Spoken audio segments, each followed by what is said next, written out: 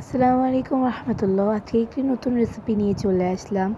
তো সর্বপ্রথম দিয়ে দিচ্ছি পরিমাণ মতো লবণ, পরিমাণ মতো হলুদের গুঁড়া, পরিমাণ মতো জিরার গুঁড়া,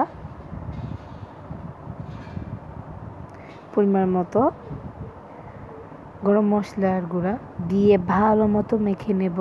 মূলত এই রেসিপিটির নাম হচ্ছে কাতল মাছের ডিমের ভুনা। এখন এটা ভালোভাবে করতে, এটা একটু আস্তা টাইপ ছিল, তাই খুব ভালোভাবে হাত দিয়ে মিশাতে হচ্ছিল।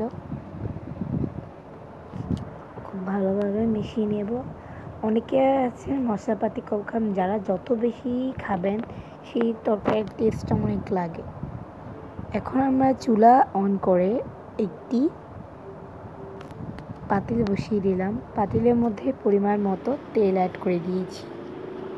তেল অ্যাড করে দেওয়ার পর দিয়ে দিচ্ছি পরিমাণ মতো পেঁয়াজ কুচি, কাঁচামরিচ কুচি, দিয়ে দিচ্ছি আদা রসুন বাটা। এবার দিয়ে ভালো মতো নেড়ে চেড়ে নেবেন, মিক্স করে ফেলবেন। তেলের মধ্যে ভালো মতো ভেজে নিতে হবে। হালকা ভাজা হয়ে গেলে দিয়ে দিয়েছি হলুদের গুঁড়া, জিরার গুঁড়া, মরিচের গুঁড়া দিয়ে ভালো মতো মিক্স করে নেব।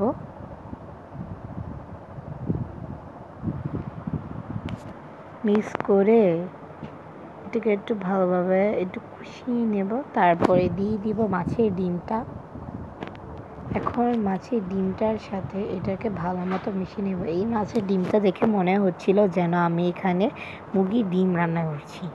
চারপাশে বারবার লেগে যাচ্ছিল, অনেক কষ্টে নাড়তে হয়েছে। আপনারা খুব সাবধানতার সাথে নাড়বেন। এটাকে এখন অনেক ভালোভাবে নাড়তে হবে। নাড়তে নাড়তে এখন আমরা দিয়েই দেব পরিমাণ মতো পানি। এখানে আমরা 1 কাপ পানি ইউজ করেছি। এবার দিয়ে ভালো মতো মেখে পানির মধ্যে কষিয়ে নিতে হবে। উল্টে পাল্টে নেবেন ভালো মতো করে।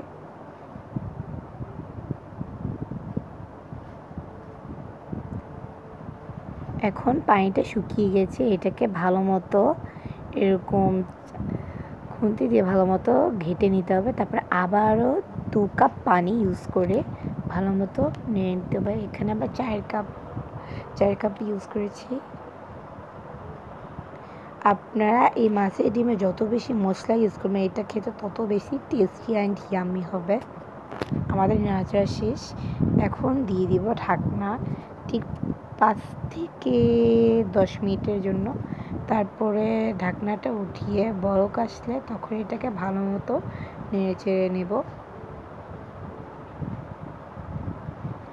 আমি কিন্তু এটি খাই না, এটি একমাত্র আমার ঘরের সবাই পছন্দ করে, বাট আমি ব্যতীত। আম্মু রান্না করেছে। তো এখন দিয়ে দিব একটু লবণ। লবণ হয়তো কম হলে পরে দিতে পারেন, কারণ এই নাড়াচাড়ার মধ্যে যে লবণটা ইউজ করে সেটা মাছের ডিমটাই খেয়ে ফেলে, আমি চুষে ফেলে। এবার দিয়ে দেব ধনে গুঁড়া, দিয়ে ভালো মতো নেড়ে চেড়ে নেব। নেড়ে চেড়ে নেওয়া কমপ্লিট। এবার দিয়ে দিচ্ছি ধনে পাতা। আপনারা চাইলে ধনে পাতা নাও ইউজ করতে পারেন। আমরা ধনে পাতা খাই, তার জন্য আমরা ইউজ করেছি। এখন এটাকে ভালো মতো নেড়ে চেড়ে নিব এবং অনেকক্ষণ এভাবে কষিয়ে নিতে হবে। কিন্তু পুরোপুরি পানিটা রাখা যাবে না, পুরোপুরি শুকিয়ে ফেলতে হবে। আমরা কিন্তু পুরো পানিটা শুকিয়ে ফেলেছি। শেষ। এবার